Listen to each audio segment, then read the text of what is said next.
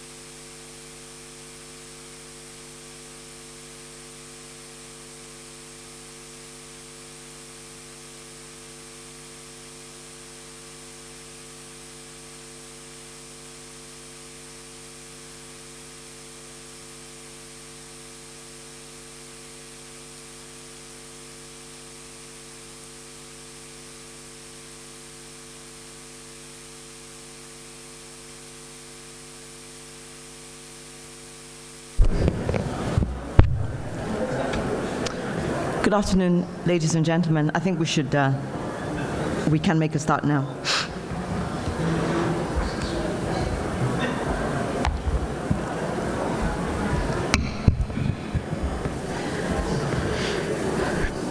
Good afternoon, ladies and gentlemen, and I am delighted to welcome you to this Open Forum session in my capacity as the chair of the 18th session of the UN Commission of Science and Technology for Development. My name is Omobola Johnson. I'm also the Minister for Communication Technology in Nigeria. And with me today are David Suter, who is who's the consultant working with us on the preparation of the WSIS Plus 10 report, and also Ms. Kurtama, who is from the CSTD in Geneva. So they will be supporting me in this Open Forum session. The United Nations Economic and Social Council has tasked the CSTD to conduct a 10-year review of the progress made in the implementation of the WSIS outcomes, World Summit on Information Society outcomes. This review will constitute an input into the overall review that the General Assembly makes on WSIS implementation at the General Assembly at the end of next year in 2015. The Economic and Social Council also requested the CSTD to collect all the input from all stakeholders for its 10-year review, and the Open Forum is part of that effort of trying to collect as much as we can physically from the different stakeholders. This is the third of the Open Forums that we are having in the last 3 to 4 months. We had one at the WSIS Plus 10 high-level event in Geneva. We had another one during the African IGF meeting that was held in Abuja in July. And really the purpose of today is to listen to your experiences, your views, your priorities on the implementation of WSIS outcomes over the last 10 years. The work that we do embraces all the aspects of the WSIS outcomes, but of course, as we are at the Internet Governance Forum, you may want to speak particularly around the issues of internet governance that concern you and that you're particularly interested in having an input into in the WSIS Plus 10 report. When WSIS was started 10 years ago, the Internet or the Information Society was the Internet was a critical element of the Information Society. But many changes have occurred since the Internet. Primarily, the number of people that are using the Internet has moved from 1 billion in 2005 to about 3 billion now. At the same time, there's been a plethora of new services, new applications, which have fundamentally changed the way that we work, that we shop, that we receive and share information. For instance, in Nigeria, we have probably one of the fastest growing e-commerce industries, e-commerce sectors in the world. We are heading towards a $10 billion industry within a space of about 3 or 4 years when it was zero. So you can see the impact. From the government perspective, we have started distributing a number of our subsidies directly to citizens using the mobile phone and the internet, cutting out the middlemen and clearly saving government huge amounts of money. So it's really changing the way that we govern, the way that we shop, the way that we receive information, and developing economies have not been left out of this fundamental change in the way that the internet has presented to us. But that is not to say that there are not challenges. As you may have heard in the plenary session this morning, we have an estimated 63% mobile penetration in Africa on average. Many countries have reached 100% penetration. But when it comes to internet access, we're still on about 16% in sub-Saharan Africa. So as you make your comments, I would really like you to reflect on the persistent challenges to the implementation of WSIS outcomes over the last 10 years, because we do know that even though we've made a lot of progress, there are still some challenges or obstacles that stand in our way. And I would also like you to look at some of the targets that we've set for ourselves in the Geneva phase of WSIS that included a people-centered, inclusive, and development-oriented information society. The Geneva phase of WSIS also emphasized the importance of all stakeholders being involved in achieving this goal. And we have been working since the summit in governments, in international organizations, in the private sector and in civil society to build such an information society.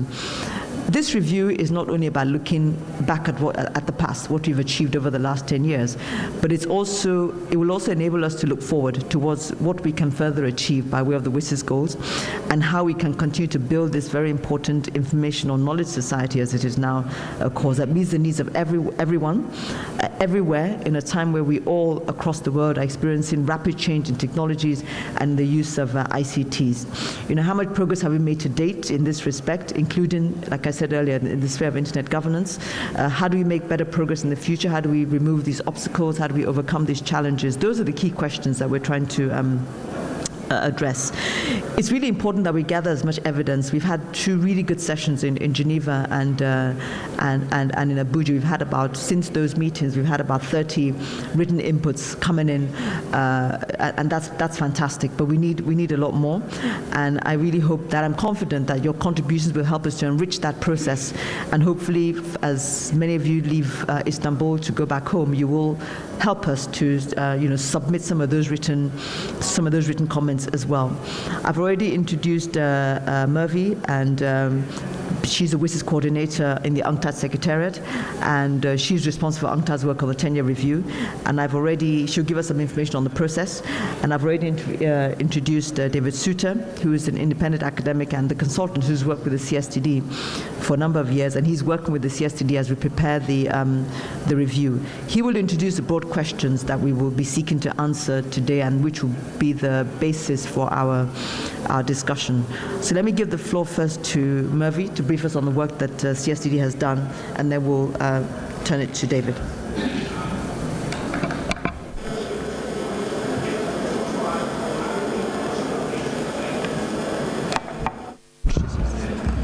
This doesn't seem to work. Thank you very much, Honorable Minister, colleagues and friends, ladies and gentlemen. It is a great pleasure to be here with you this afternoon. My part is to inform you on the Commission and on its activities in relation to the 10-year review of the WSIS implementation. And as the Honourable Minister already mentioned, this session is part of a broader effort of the CSTD Secretariat to reach out to stakeholders in all corners of the world. I'm going to inform you on these reach-out activities later in my presentation, but first I'd like to say a couple of words of the Commission itself. The Commission was established in 1993 as a subsidiary body of the UN Economic and Social Council, the ECOSOC. UNCTAD has hosted its secretariat from the very beginning. The Commission is comprised of 43 member countries, which the ECOSOC elects for a term of 4 years each. Even though the Commission is intergovernmental, also non-governmental actors participate in its annual sessions and intersessional panels. And they bring much value to our work. In each annual session, the Commission elects a new bureau comprising of the chair and 4 vice chairs. In this context, I would like to thank our current chair, Honourable Minister Johnson, for also chairing this consultation session. Thank you very much, Your Excellency. And also acknowledge the presence of the chair of our 17th session, Mr. Andrew Reynolds from the US Department of State, who is currently also one of the vice chairs of the Commission, as well as Mr. Peter Major, who is also one of our vice chairs at the moment. Thank you very much for being here and for supporting us in this work. CSTD's mandate is divided into 2 working areas. First, since its establishment, the Commission has examined science and technology questions and their implications for development. Secondly, under its so-called WSIS mandate, the Commission reviews ICTs and development in the context of the implementation of WSIS outcomes. And that means that in each annual session, the Commission also formulates draft resolutions on both of its mandates, which it submits to ECOSOC for its approval.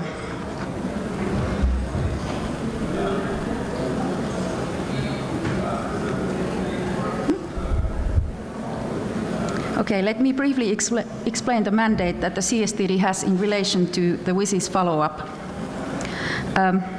The Commission received the task of assisting the ECOSOC as the focal point in the system-wide follow-up of the WSIS outcomes in 2006, so right after the Tunis summit. And it conducts this follow-up through regular review and assessment. It shares best practices and lessons learned, identifies obstacles and constraints, and action to overcome them, and measures for further development. The Commission has therefore been the only UN body which really looks at the WSIS commitments in their entirety. Its mandate in WSIS covers both regional and international levels. It also includes promotion of dialogue and fostering partnerships, which it has done not just between its member states, but between all stakeholders, as I also referred to earlier. And by doing this, the Commission supports further implementation of WSIS.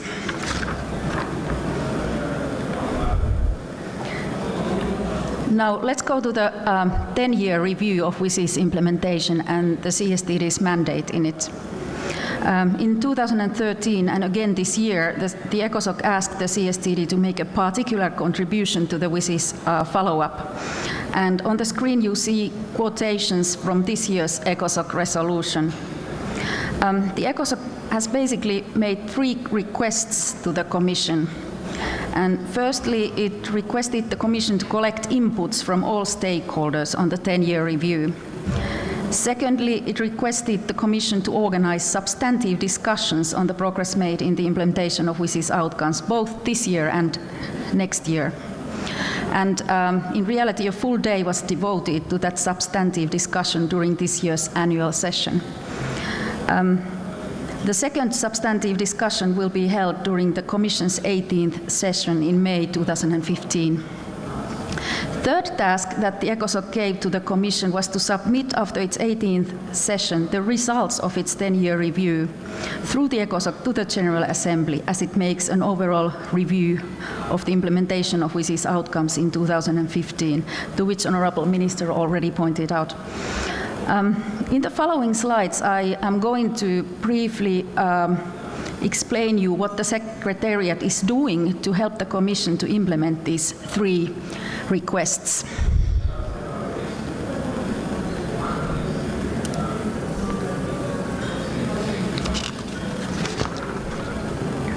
Now, the CSTD Secretariat has launched several activities to collect inputs. First of all, there is an ongoing open invitation to all stakeholders to share their views and experiences on WSIS implementation through submission of written inputs, as the Honourable Minister already mentioned. The stakeholders can reply to the online questionnaire on CSTD's website or submit any other kind of input which they feel would be of interest for the 10-year review. And then written contributions will be posted on the CSTD website. Actually, we start to upload them next week. And they will also serve the Commission as evidence in the review.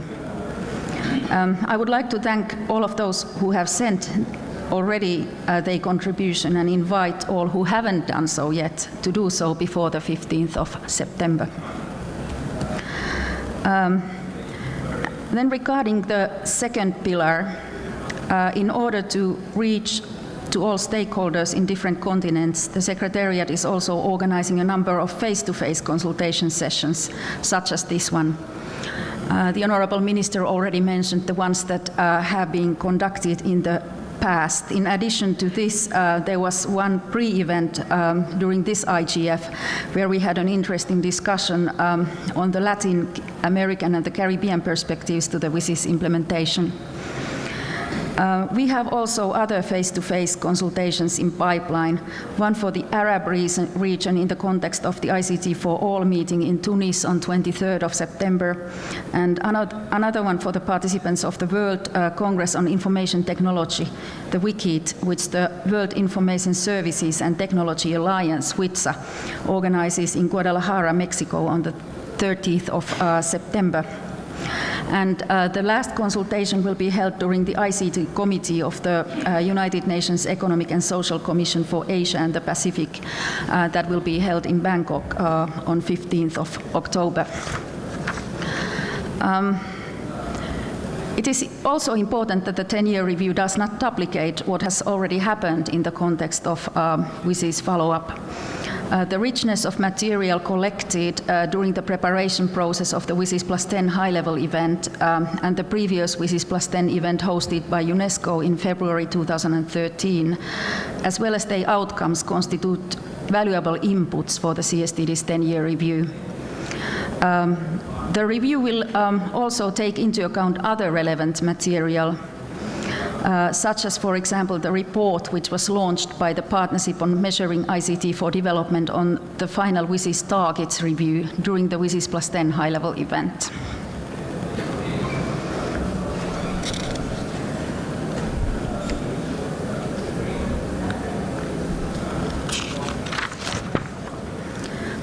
Secondly, the CSTD Secretariat is preparing a 10-year assessment report of the WSIS implementation. Its purpose is to provide a comprehensive summary of evidence concerning WSIS outcomes and the development of an information society since the conclusion of the summit in 2015. And of course, the report will draw on the various inputs which I just mentioned. The first draft of the report will be discussed by the CSTD members in the intersessional panel in late November of this year, and the final version will come out for the CSTD's next annual session in May next year, as the Commission also holds its substantive discussion of WSIS review. And just to mention that the CSTD Secretariat also prepared a similar report in the 5-year landmark of the implementation of WSIS outcomes. I don't have the booklet with me, but on the screen you can see its cover page. And you can also download it from the web.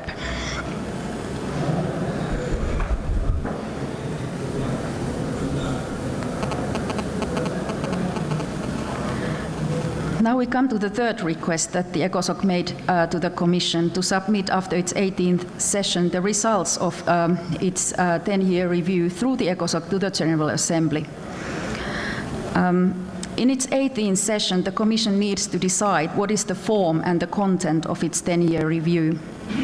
One possibility is to include the Commission's 10-year review to its draft resolution on the WSIS implementation and follow-up, which it submits for the adoption of the ECOSOC.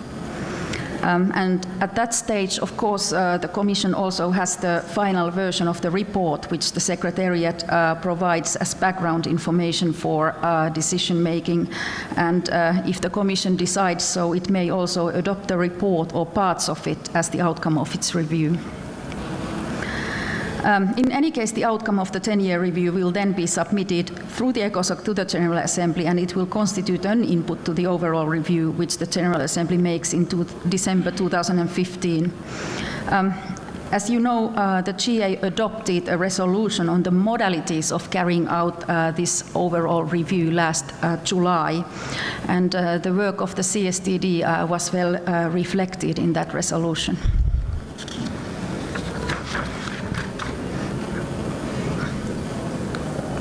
Well, this is basically what I had to say to provide you some background information. More information you can find on the CSTD website and also the open call for inputs. So thank you for your attention. Is it just one? Oh, okay, that one.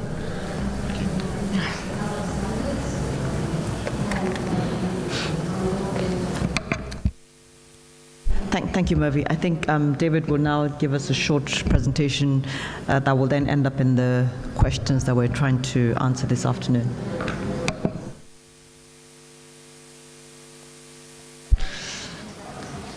Thank you.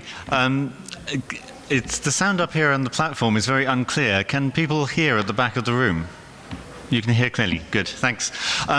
So Murphy has introduced the process that the CSTD is following in fulfilling this mandate, and I'll take a few minutes now to do three things. So firstly, I'll summarize what the WSIS outcomes are that the CSTD review will be looking at. Secondly, I'll talk about some of the changes which have taken place in ICT technology and markets since the summit. And thirdly, I'll introduce the 4 core questions that we're hoping that people will address in this session here today. And for those of you who were at the Latin America consultation earlier in the week, apologies for the repetition. But I'll start by saying something about the WSIS outcomes, which we're going to be assessing in the CSTD report. And there are obviously a number of different ways in which we can look at these. One of those ways is to simply list the documents that we've got within the WSIS process, which include the 4 key texts that emerged from the summit in 2003 and 2005. Geneva Declaration, Geneva Plan of Action, the Tunis Commitment and the Tunis Agenda, and they're contained in the booklet that's on the left-hand side of the screen here. But we've also since then had the outcome documents from 2 further processes, 2 review processes. The conference called Towards Knowledge Societies for Peace and Sustainable Development, which UNESCO hosted in February last year, and the outcome documents from the WSIS high-level event, which the ITU hosted in June this year. So those are the other 2 documents on the slide here. So they are starting points for the review. But obviously you can't measure implementation of progress by simply listing these outcome reports, outcome documents.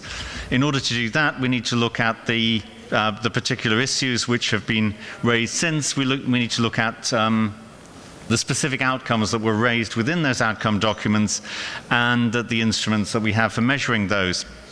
So it's important when doing that to start by looking at the overall vision of the information society, which was in the WSIS outcome documents. The information society that it envisaged wasn't just a collection of separate targets or separate action lines or silos of activity. It was a comprehensive shift in the nature of society and economy and culture.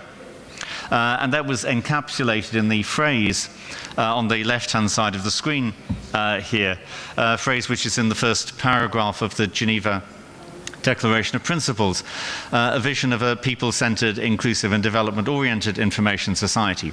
So in reviewing the WSIS outcomes, we have to ask how much progress we've made towards realizing that vision. Now, to facilitate that vision, the WSIS stakeholders agreed a number of different things. So they agreed 10 targets for connectivity and access and 1 or 2 other issues. They've recently been reviewed by the Partnership on Measuring ICT for Development in what they call the Final WSIS Targets Review, which was published in June this year at the high-level event.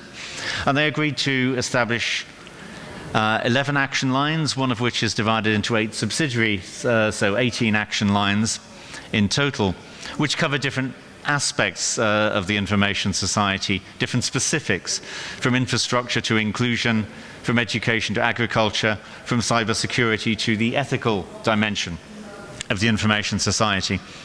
And they established a number of processes aimed at monitoring and measuring change in the information society and the need for understanding the changes which are taking place as it developed.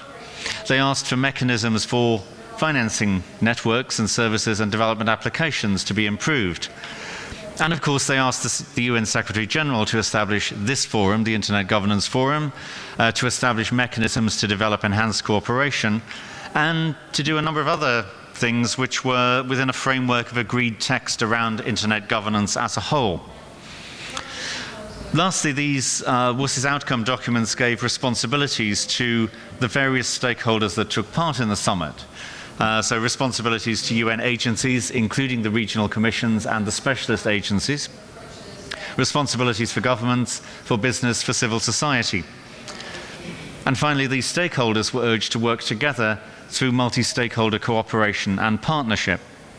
So that's the framework of outcomes which this review is examining. And in the process of doing that, as Mervi explained, we've issued a consultation which is available online through a questionnaire. It has around 10 questions, of which there are 4 kind of core questions which we're using in these particular meetings, the 4 questions which are on the screen here. The questionnaire also invites anyone to submit other material which they have already published or which they've produced in other forms which they want to make as evidence to in their submissions. So it's not simply restricted to answering these questions, it's also an opportunity to bring forward issues, themes, ideas, documents, evidence, which has been produced in other places. And the more evidence that's received from the more people that it's received from different stakeholder communities, the more valuable the report should be that we can submit to the Commission when it considers what it wants to submit to the General Assembly next year. So I'll come back to these questions at the end of what I have to say.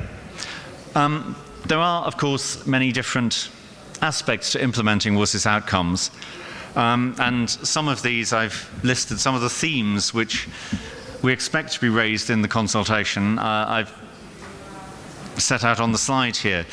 So issues of infrastructure and connectivity and access, obviously. Issues of inclusiveness, so of the digital divide between countries, between rich and poor, between women and men, between urban and rural areas, between other groupings within society and between societies. Issues of governance and the relationship between ICTs and public policy, so for example issues of rights or issues of the environment. Issues concerning the application of information technology to social and economic development, which is both general but also specific to particular areas like health or education or enterprise development. New trends in technology and services, and I'll say something in a moment about CSTD's work on those. And of course issues of internet development and internet governance. So this review is concerned with all of these. Naturally, in this forum at the IGF, those of you attending the IGF are likely to be particularly interested in issues concerned with the internet and internet governance. And in that context, it's worth remembering that the discussion of internet governance of the Tunis agenda isn't just the IGF and enhanced cooperation. It is a broader and more wide-ranging discussion of the internet's development and the nature of internet governance. So we'd welcome views on any of these issues, and obviously that includes those internet and internet governance related issues.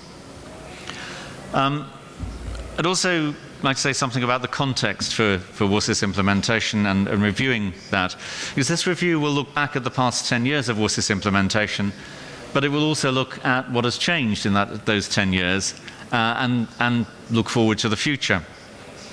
In looking at the past, it's important to contextualize the summit's implementation within the other changes which have been taking place in the global economy, in global society. So we've seen major demographic change, including migration, in the past 10 years. We've seen economic recession in 2008 and following. We've seen quite considerable shifts in global economic power and trade patterns. We've seen a much greater understanding of the impact of climate change.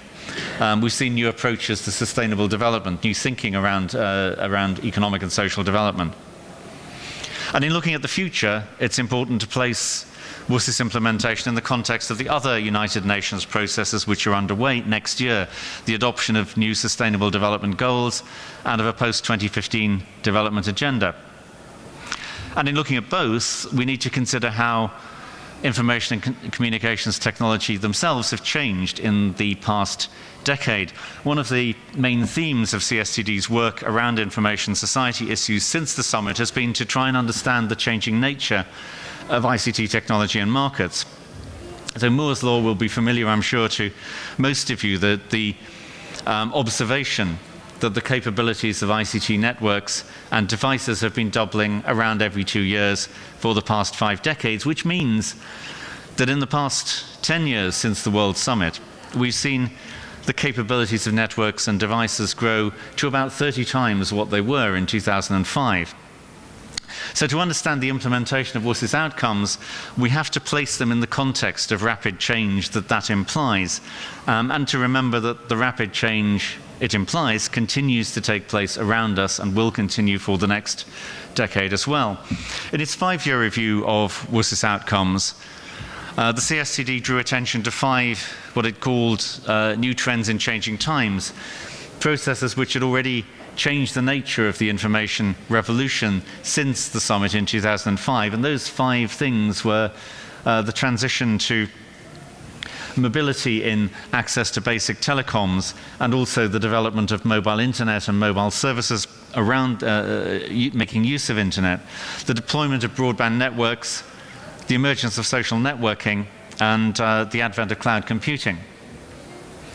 And then again, last year, in a second paper published at the end of last year, the CSTD looked at 5 further emerging trends since 2010, which have become really prominent since 2010 in a next wave of transformation of the nature of the information revolution. And those 5 were the datafication of business and government organization, the emergence of big data analysis and related phenomena like open data and social media analytics, the transition from cloud computing to a cloud economy in which data and applications access is concentrated in resources other than those held on people's own devices, the development of the Internet of Things, and the use of smart systems to manage production and distribution and consumption, particularly in areas like energy.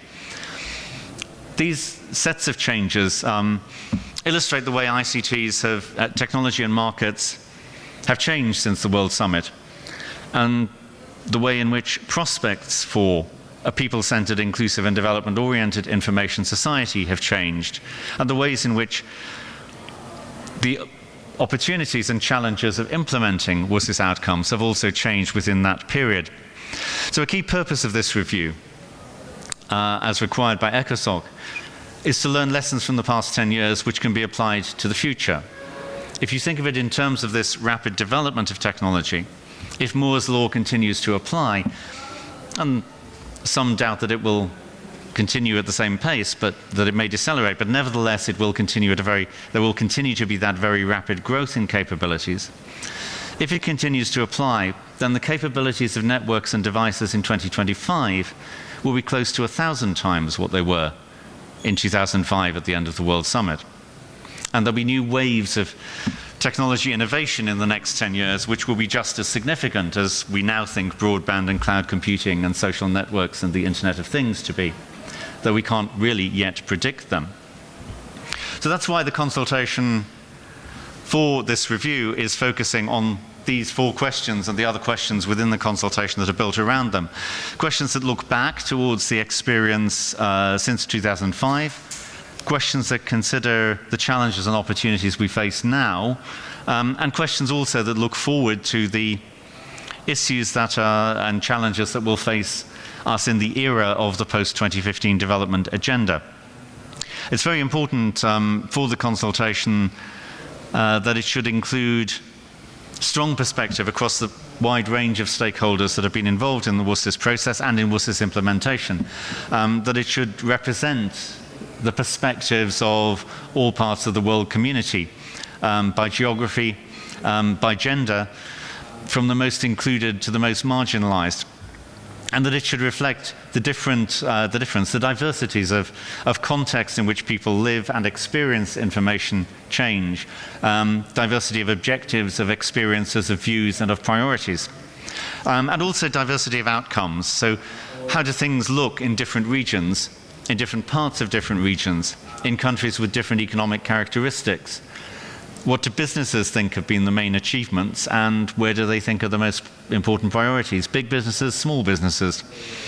What do civil society organizations feel has changed? What's been successful? What's been less successful? What's been unsuccessful? So the key issues are summarized in these 4 questions, and it's those 4 questions that we hope that contributions in this meeting and in the consultation more generally will help us to use to develop a full analysis of the way in which the information society has developed over the past 10 years that will help the Commission to decide on its input to the General Assembly. So I hope that's been helpful, and thanks for listening. Thank you very much, David. I think we can now go into the process of just hearing from you what your experiences are. And as David has said, it would be useful if you kind of center them around these 4 questions. And also, like I said earlier, if you have any specific experiences that you want to share around internet governance and that will be relevant for this review, that would also be quite useful as well. So I think there will be a microphone going around, I think. Yes, okay. Yes, so if you just raise your hand if you want to make an input. Thank you.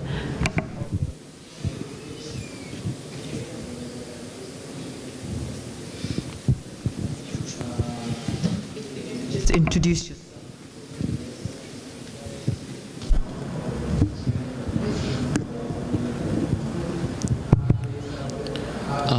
Good afternoon. My name is Pranesh Prakash. I'm a policy director with the Center for Internet and Society, and I'm also an Access to Knowledge Fellow with the Yale Information Society project. I think, especially for those who are here at the Internet Governance Forum, while answering the second question there that David had put up, it would be good to also answer the question of how far the IGF has fulfilled its mandate.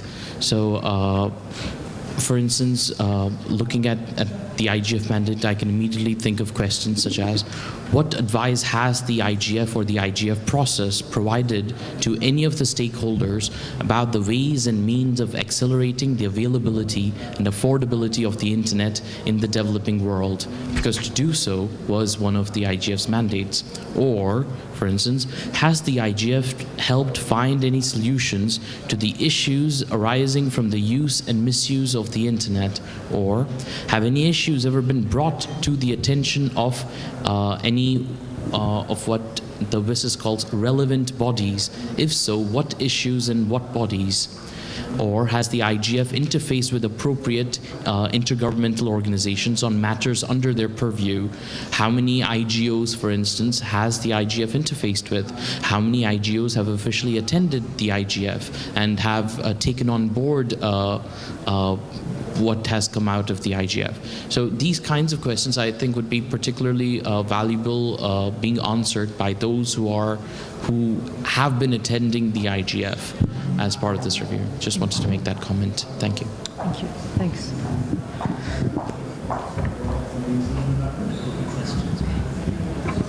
Yes, there's a question right at the, okay, thanks.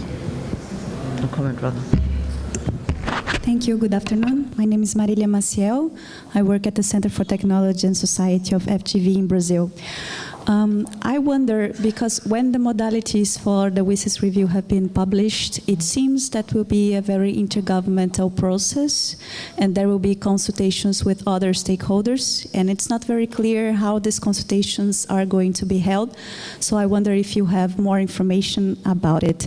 The other question is, what do you think will be the destiny of the Tunis agenda? Do you think that the high-level segment of the event that is going to evaluate WSIS is going to stick to this text and try to come up with a more soft document, such as the outcomes of the high-level event for a post-2015, or do you think that maybe a text will supersede the Tunis agenda? Are we in the position to negotiate something better? Because, in my opinion, the texts from the high-level event, they are quite vague, and although they have good promises for the future, they don't have things that are very concrete and measurable for us to achieve. And in my opinion, this is one of the issues with the questions that have been presented. They are all very relevant, but if you look at the questions, things like to what extent, this is very subjective. So if people answer this question, how do you intend to measure the answers that are going to be presented? Because most of the questions that are laid out,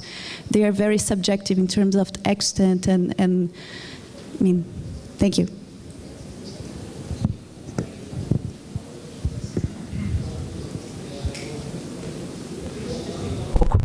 We'll take one more intervention and then we'll answer them together. Thank you. This 10 years evaluation process is for sure something very much to be used for preparing the general report to the UN General Assembly in 2015. I think that this will, at the end of the game and the end of the day, will lead to this kind of report. As far as the IGF is concerned, you know that on the table we have the issue of having the IGF getting to another status of not only consultation structure, but also decision-making structure. Do you think that we will have enough time and room to make such a proposal? We have three questions now, and I think I'll ask Mervi to answer the first question on the process of the report production, and then David, you'll answer the question on the text and also the subjectivity of those questions.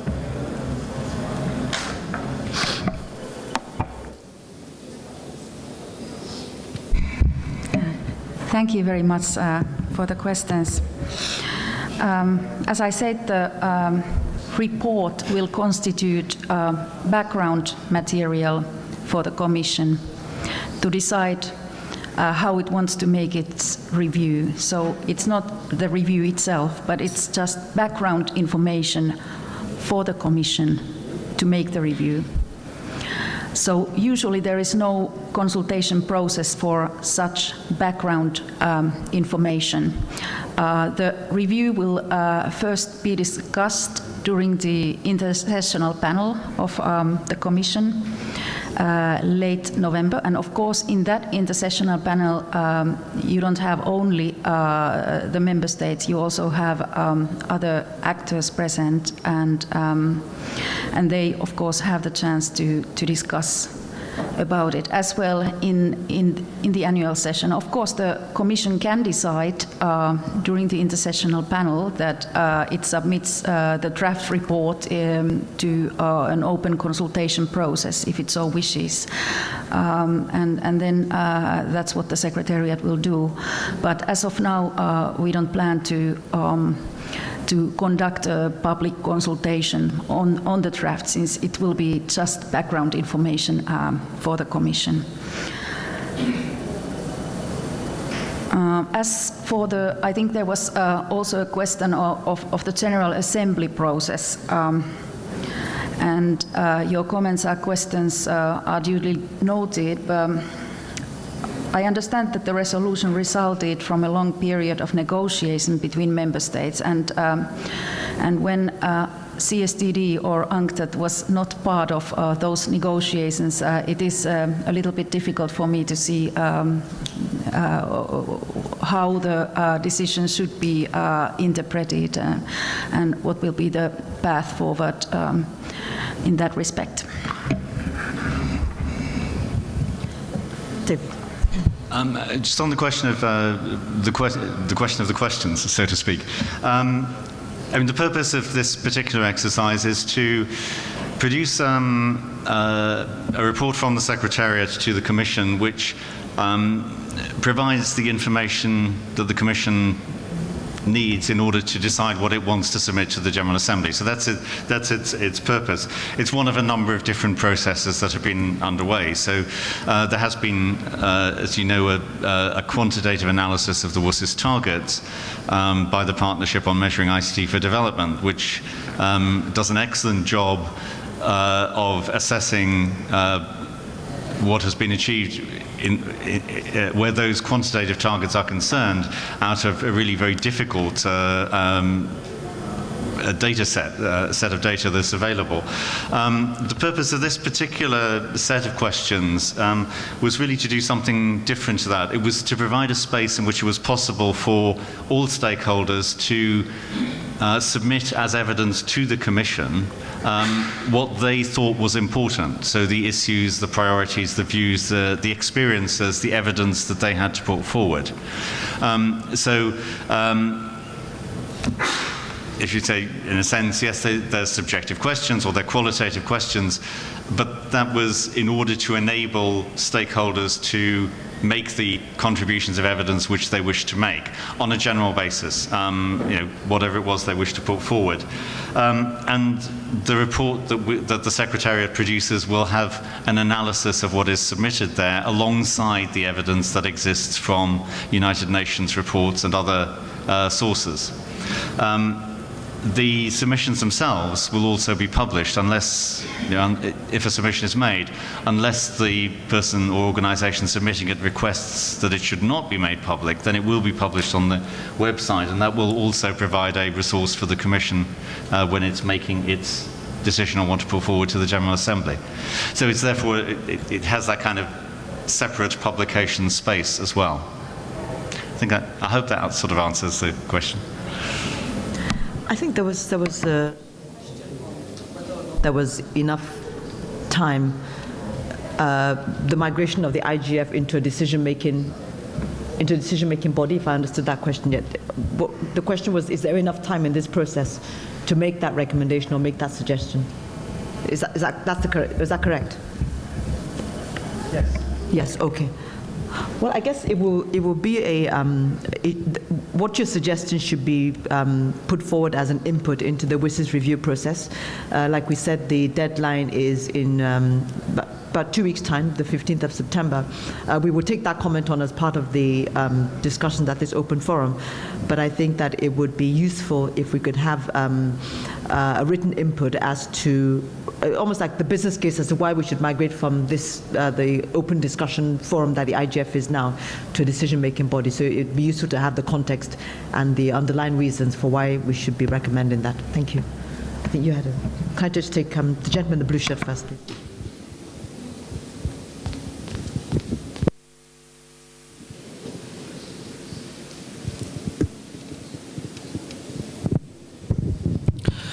Thank you. I am Syed Qazi. I represent India. Digital Empowerment Foundation is our not-for-profit. We work at the national level, policy, research, and as well as implementation also on access and connectivity and information on all and various programs we're implementing at national level. So my quick thought is that while we solicit this whole inputs and opinions and ideas towards this last leg of this whole WSIS consultation, business consultation until the next year of submissions. So how the UN agencies in respective countries have been also engaged to solicit opinions? Is there any has been process been adopted? Then UN agencies in countries, like respective UN agencies, UN offices in countries, has been involved as a mechanism to solicit opinion of the nations, of the largest stakeholders within those nation states and all. Is this a mechanism being adopted to now?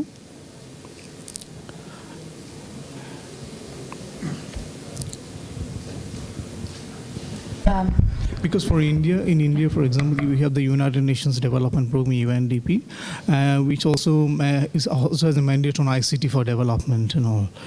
So I just wanted to know whether the UN offices in respective countries, member countries of ECOSOC and all, has been also engaged to solicit opinions for those countries to feed into this information to the WSIS outcome. Yeah.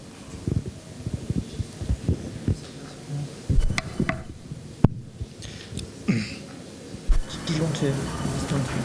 I can. Right. Okay. Well, we have sent invitations to respond to, for example, all UNGIS members, and that includes UNDP as well. Also, we have approached UN regional commissions, and we have asked them to share information forward.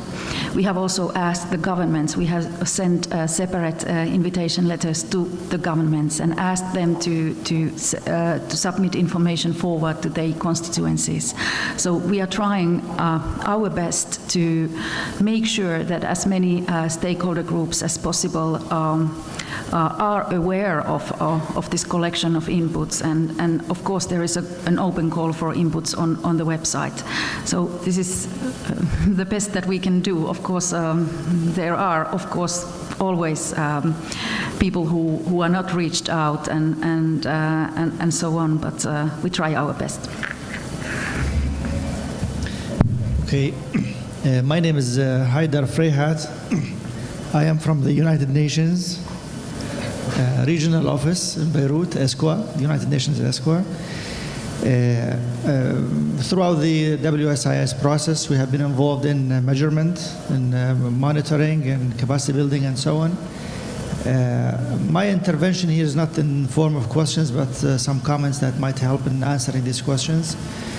Regarding the first point about the people-centered, I think our observation is that the people-centered has been achieved by two ways. First of all, by natural. There was people enthusiastic about technology, about ICT, realizing its importance, its value to them. They get satisfaction, value added, and therefore they become centered, they invite themselves. Other approach is policy-driven. Policy-driven by governments, by local governments. They are making encouragement to people to join in, for example, e-government programs and so on, and therefore I think the measurement of the performance of e-government programs and the e-government services is important for the future. Now, the infrastructure is there for the last 10, 15 years. Countries have been very preoccupied building infrastructure and promotion. Now it's time for people, for ordinary citizens to reap the benefits and to start benefiting. The other point is about the measurement. And I think my contribution here is that measurement of the achievements for the review has to take two tracks. The numeric measurement, where we actually go and stock take and measure by certain benchmarks and certain thresholds what happened, did we achieve, did we not achieve, and so on. This is from one side. The other important area that for the future we should focus on is on the measurement of the opinions and the perceptions of those who receive services. It's important, for example, to notice that for mobile services we have reached, let's say, 100% saturation rate, penetration rate. It's good, it's great, but for the next round, the next 10 years or the next 5 years, this is not such an acceptable measure. We need to go and dig into the opinions and whether people are satisfied or not and where they want the direction to go. My third point is about the speed.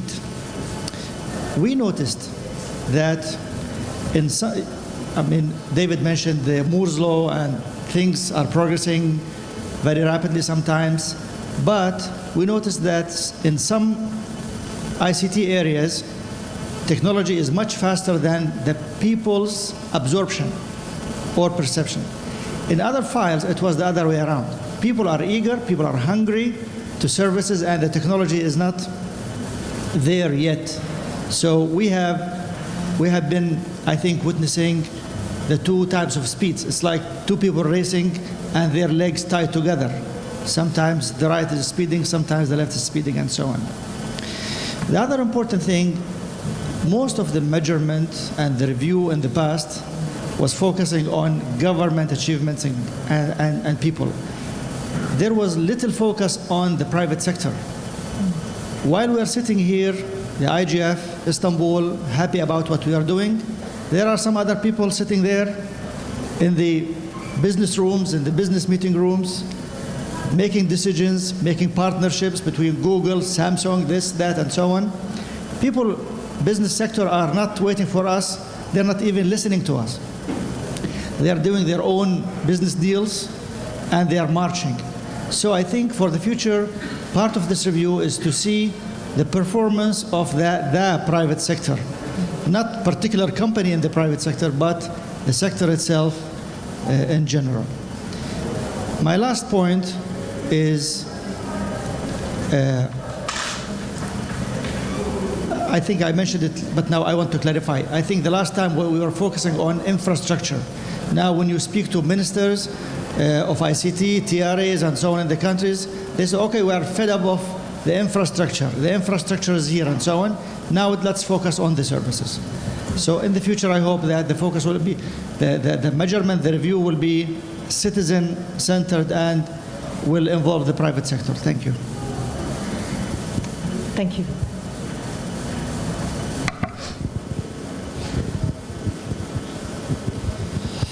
Thank you very much. My name is Jarosław Ponder, and I'm Strategy and Policy Advisor at the ITU, managing the WSIS process. And I was in charge of the high-level event, which we successfully concluded in June, thanks to the joint forces of all stakeholders, and thanks to the openness, multi-stakeholder approach, and this was a real demonstration of how we can reach some agreement at the global level on very complex issues. And maybe this would answer some question of some colleagues asking for the scope and the focus of this outcome document. So the negotiated outcome documents, which were endorsed at the high-level event, are coming as the result of the negotiations, where, of course, when you are bringing 193 nations, and in addition, all civil society, private sector, and others, the interests are very different.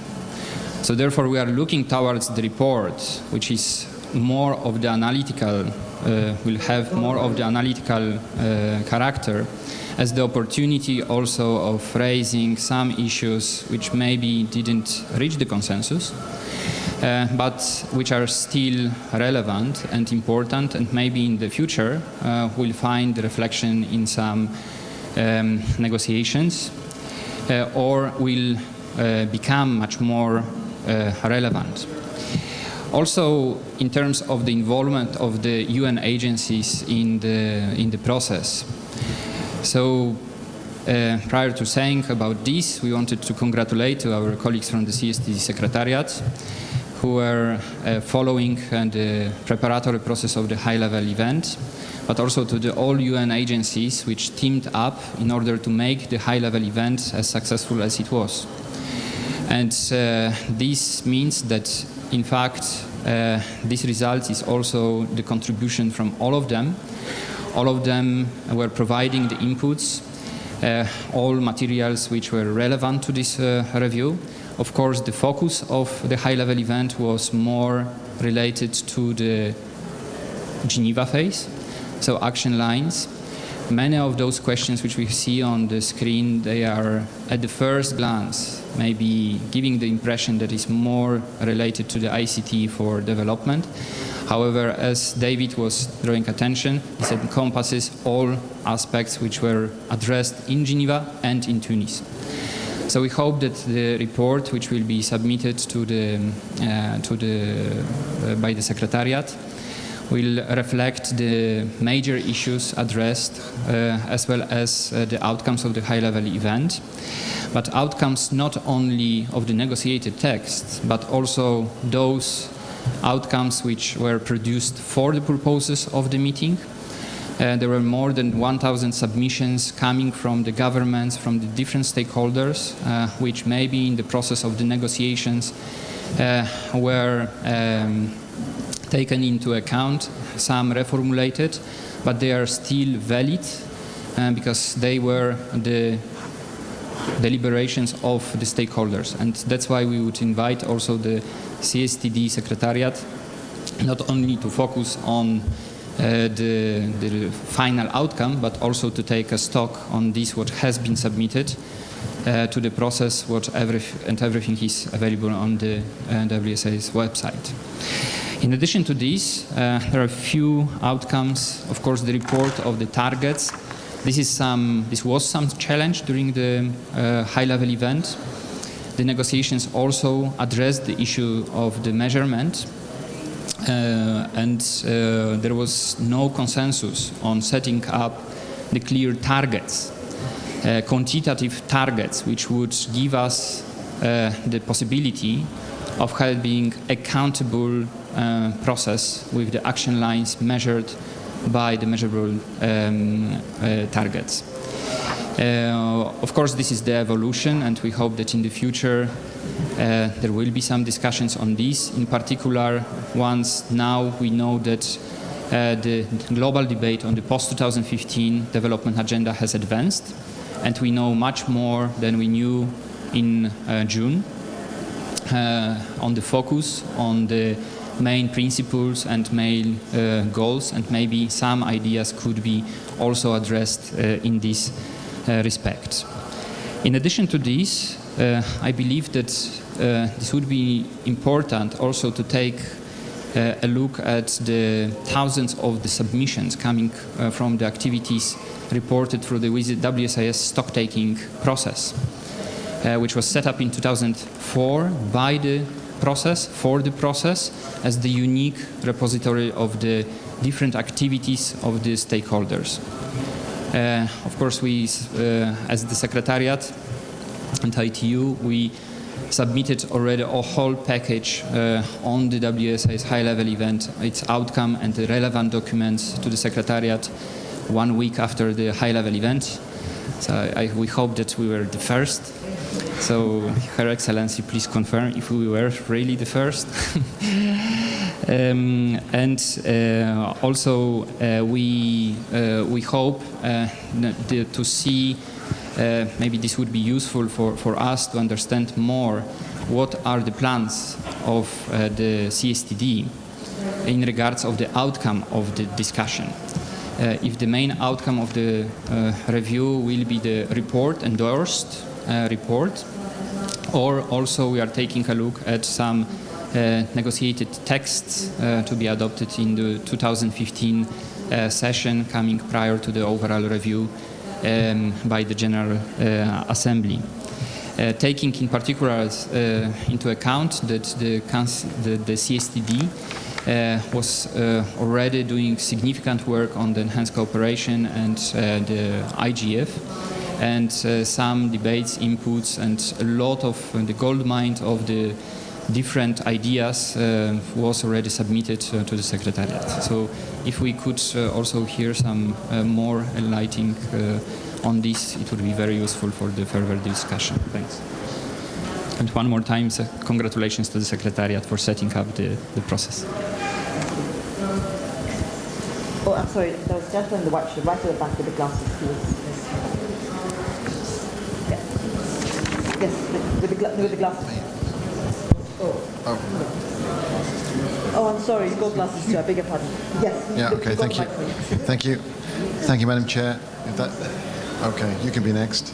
My name is Lee Hibbard. I'm from the Council of Europe in Strasbourg. It's an intergovernmental organization, 47 member states. Many of you know the Council of Europe, which has as its core mandate human rights, the rule of law and democracy. And of course, when we talk about human rights, we talk about people-centered approach. We've been involved from the WSIS times all the way through all the IGFs and all the WSIS action lines with UNESCO and with ITU at different times on things like cyber action against crime and media ethics of the information society. We've had many meetings together, David, over the past, perhaps. We've also been involved in Net Mondial and you know, talking about the words in the Net Mondial statement about it being a global asset which should be managed in the public interest was put forward by the Council of Europe and retained. And also we're involved in ICANN currently with work on human rights in ICANN. All of that to say that we've also had a written correspondence over the years with UNCTAD regarding exactly these questions, so thank you very much for that correspondence. And to say that we've done a ton of work over the years in the field of internet governance, much in response to those 4 questions, but beyond. So there's a great deal of insights, there's a great deal of experience. It's a pleasure to be a part of that process. I think it perhaps, and this is my proposal to you, perhaps to ensure that we do a good and full job and we go to WSIS plus 10 with the full information, I think it would be good to go beyond the written exchange with certain actors. I think that could be the case with the Council of Europe because there's much more than who's written in these texts that we exchange. So because I see even today the work in Europe inspired by global events like this one, and the work in Europe, inspiring events in Europe, outside of Europe in the world. Even today, we had a Japanese university teacher talking about the work in Europe. He was using it in his lectures and in his contacts with the local administration. Very, very nice to hear that, a people-centered approach to information society. So just all of that to say that it's perhaps good to think about whether you need to do any further special, perhaps atypical dialogue with certain actors who are really intimately connected to the whole processes. Perhaps in your summaries, in your conclusions, perhaps in your overview, beyond the written correspondence, and the Council of Europe would be very happy, stands ready to help if that's what you would like. Thank you. Thank you. Yes, the other gentleman in the white shirt and glasses. I'm so new at this thing, it's ridiculous. Thank you. Hello. Thank you, Madam Chairman. My name is Chip Sharp. I'm with Cisco Systems. And this has spurred a lot of interesting discussion, and I have a lot of thoughts, so I'll try to keep it short. Different thoughts on the topic we're discussing. I just wanted to mention that the private sector was engaged in the Geneva and Tunis phases of the WSIS to the extent it was allowed to engage. And it plans to engage in the 10-year review to the extent it will be allowed to engage there as well. And we have been active in the Internet Governance Forum for the last, since it was started, and fully support it. So we are willing to work, with the WSIS process, as much as we can. To say that, I think I was personally fortunate enough to participate in both the UNESCO-hosted review and the ITU-hosted review of the high-level event. I didn't get to attend the high-level event, but I was engaged in the it was an 8-month preparatory process for that. And I'd like to thank and congratulate both of those organizations for hosting such a open process for communication and discussion. I think it was difficult at times, but that's the process, when you have all stakeholders together discussing these issues. So I would like to thank both of those organizations for their efforts. And I think we have some good outcomes from those two events that we can take into account. So the other topic that I want to just mention is we're thinking about the last 10 years and trends. One thing I didn't see on the list, I agree with all of what you said, David. The mobile social networks, those are, affecting the world tremendously. Another aspect that I'm sure you're looking at is the explosion of bandwidth in undersea fiber and the effect it has had in a number of developing countries, especially taking, for example, in Africa. The amount of bandwidth that's been available in Africa because of the great number and the number of fibers that have been landed there over the last 5 years is tremendous. And it's changed the dialogue and a lot of the discussion. In addition, I've seen a lot of growth in regional fiber, especially, say, within South America and Africa, and cross-border fiber between countries, interconnecting countries, that has actually changed the landscape as well. I talked to young engineers in the region, and previously their biggest issue was lack of connectivity and how do we get more connectivity. And now the big question they're having is how do we keep up with growth? How do we build out enough equipment to keep up with demand? And so it's changed the landscape and it's changed the questions that these people are asking. And this gentleman up in front, I think he left, but he actually said something that I was going to say, and so I would like to agree with him, and that the conversation has changed based on that, is that previously we were talking about infrastructure, and people are tired of hearing about infrastructure. Now they're talking about services. And that is indicative of the growth that we've seen over the last 10 years and how the conversation has changed. So when we look at how far you do consider the implementation of WSIS outcomes to have been achieved, we have to look at this as an interdependent process, right? So as you bring more fiber in and more bandwidth in, you're going to get more issues and challenges you're going to have to address because now you're connected. And then once you address those issues, then we'll have more things that we can, more growth that we can work on. So these are interdependent, and in some cases, the actual increase in one area may cause more problems in another area that you then need to address. You understand what I'm saying? So I think I'll just stop there, and thank you very much for the opportunity to participate in the consultation. Thank you for participating. Just, yes, gentleman back there, and then I'll come to you. Thanks. Is this okay? Great. Garland McCoy with Technology Education Institute. But one of the things, having been part of the group that, in a small way, helped bring the undersea fiber cable to the east coast of Africa, as Sharp was mentioning, a lot of the Cisco people were there when we were dealing with some of the regulatory and policy issues that we need to get through to get the folks who were putting the money on the table to agree to put it in so that you wouldn't be capture or rent seeking at the other end. I'll get past all that stuff, and I'm not familiar with all this, so I'll apologize about all the words and processes that I've been hearing here for the last hour or so, but I'd like you to consider the following that I think is very important.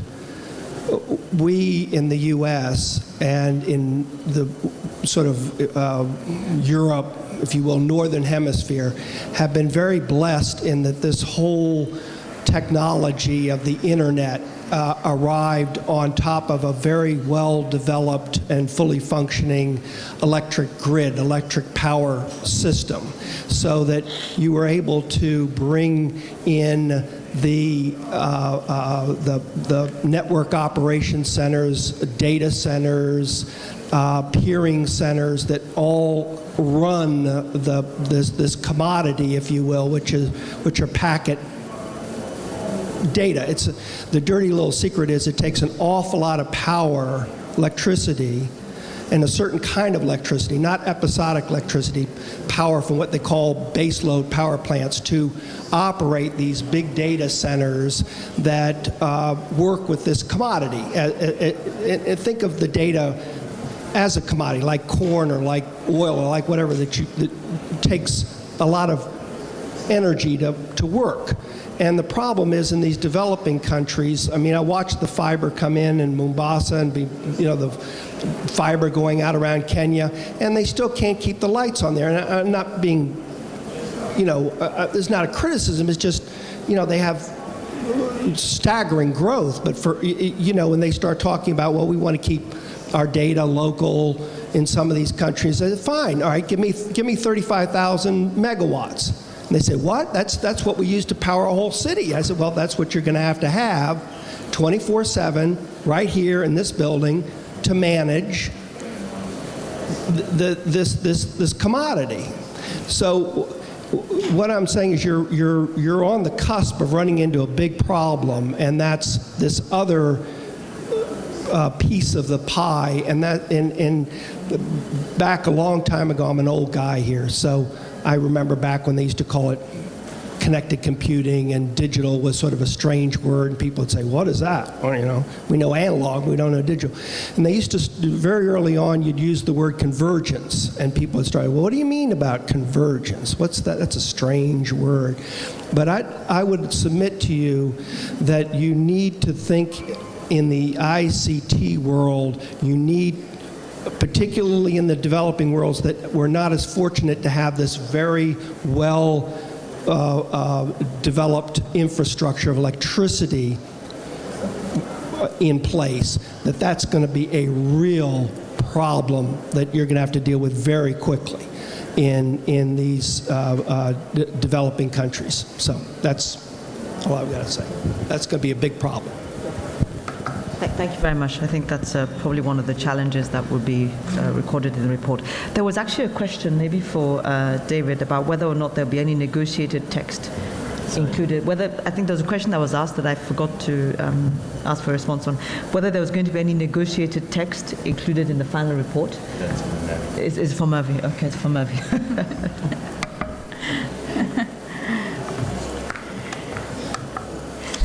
Yes, thank you, Jaroslav, for that question.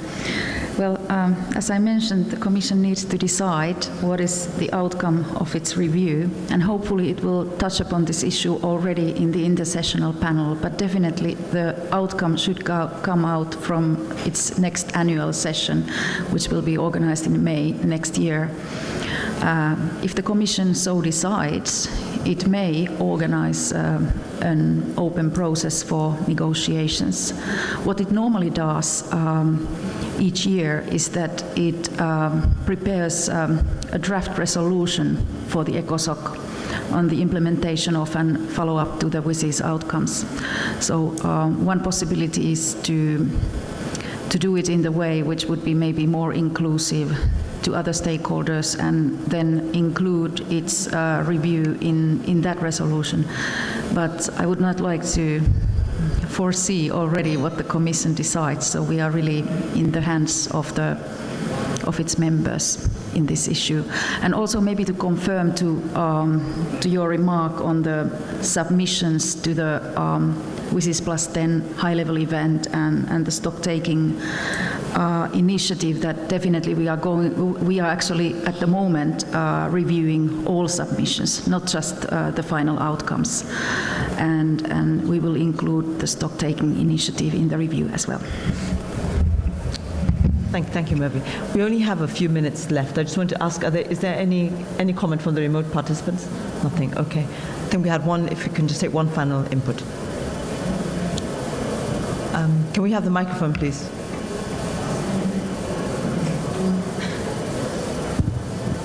Thank you.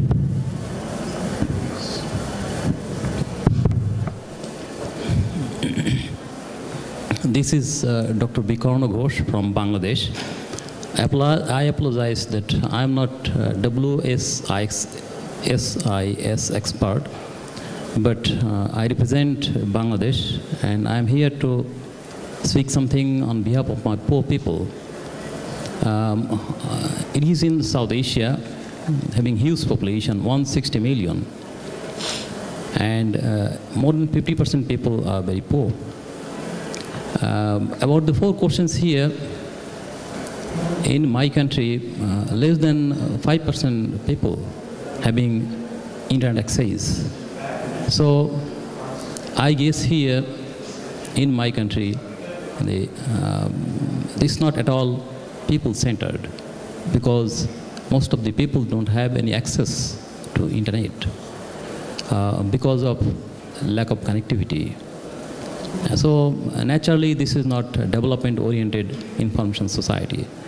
And the WSIS outcome is far away to achieve. The major challenges in my country is to give access to the rest of the 95% of the population who don't have any access yet, because the government just recently started the connectivity to the general people very recently. So it takes time, and it costs a huge money. We don't have that much capacity to provide that. I am here to say something to my poor people. Okay, I've come back with this good news for you people from Internet Governance Forum, where all the people from the developed country and also the developing country represented. So can anybody tell me what good news can I bear from for my poor people to give them access? And the thing is that my country is going to the market, because government is buying computers and IT accessories and also the connectivity materials from the developing countries, which the poor people have to pay. So this is a dilemma. So I am looking for some answer from especially the developed countries who produce and these type of ICT materials, and also the consultants who have been very rich in their knowledge and also their technology. Any answer, please? Thank you. Well, I mean, I don't think we have any answers per se, but I'm hoping that what will happen is that as we get the input from around the world, there will be countries that are similar to Bangladesh in terms of, first of all, the size of the population and also the number of people that are living under the poverty line. And there are many examples of countries that are similar to Bangladesh. And what I hope will happen is that as we collate this input, we will be able to use some of the best practices and the experiences of those kind of countries to then support or to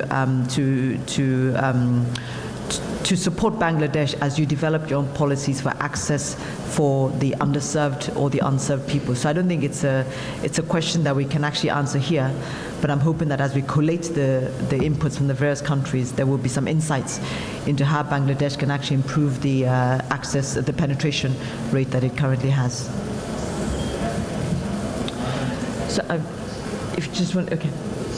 The final comment, because we really have a lot of time. I think just what he wanted, maybe what, if I've assumed rightly, what he wanted to talk about is two things that maybe you can also consider when you finally decide on this whole inclusive, people-centered development of information society. Is 2 points. One is how far this information is democratized and decentralized at nation-state levels.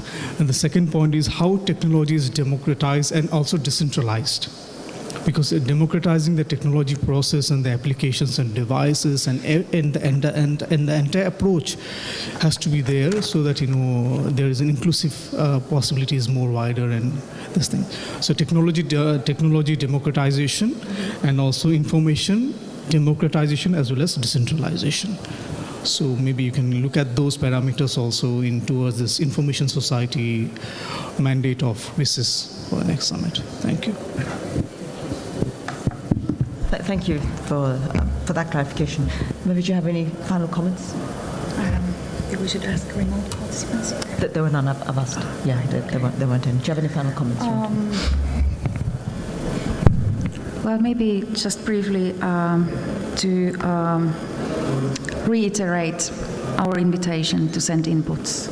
Like as Jaroslav asked whether there will be a negotiation, that we don't know, but what we know is that that we organize an inclusive process for collecting comments, and all those comments will be put forward to the members of the Commission. So your views and experiences really matter, and this is the right time to post them. So please get in touch with us in the week time that we have when we leave the IGF. So with that, let me just thank you all very much for your comments. Again, it's been very useful for us as we prepare this report. I hope we've answered your immediate questions or concerns that you had around the process. But just to say, to repeat what Murphy has said, it would be very useful for us to get some of this input in writing through the website. But thank you all very much indeed. It's been a very diverse group actually, so it's been actually very good to hear from the developed country point of view and also from the developing country point of view, and hopefully what the report will do is to bring all those together and see how much progress we've made in the world to really develop this people-centered, inclusive and information-oriented society. So thank you all very much indeed for participating.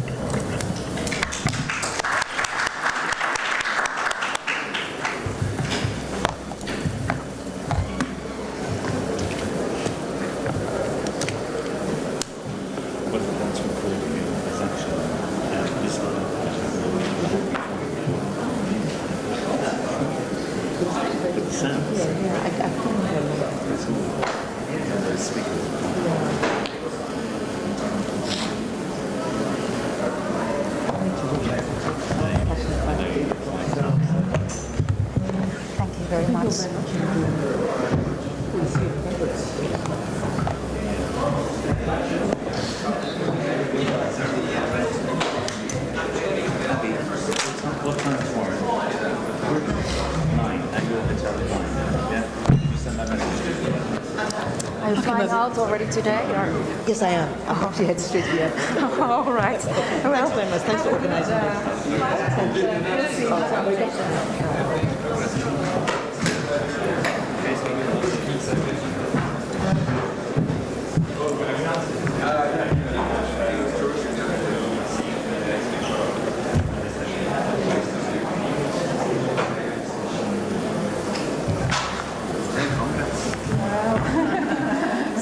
another negotiation process? No, there is no clarification. Because I found some, when I spoke with several people, they were asking me exactly this question. Yeah. So it's not coming from us, it's more of the concern of the others. The person who can spoke overall the duty time in June. The session here, I can imagine that there will be next but if this will be incorporated in the or it will be Exactly. this is this kind of question. I would imagine that it will be incorporated in the resolution because I find this quite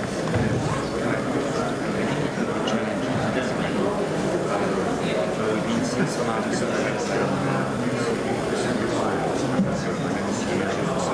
Exactly. And the problem is that the intersessional panel can't make decisions. So, and then they have the annual session. So to launch something after the annual session, and then there will be the overall review. Yeah, exactly. So, and that will be a heavy negotiation process. So,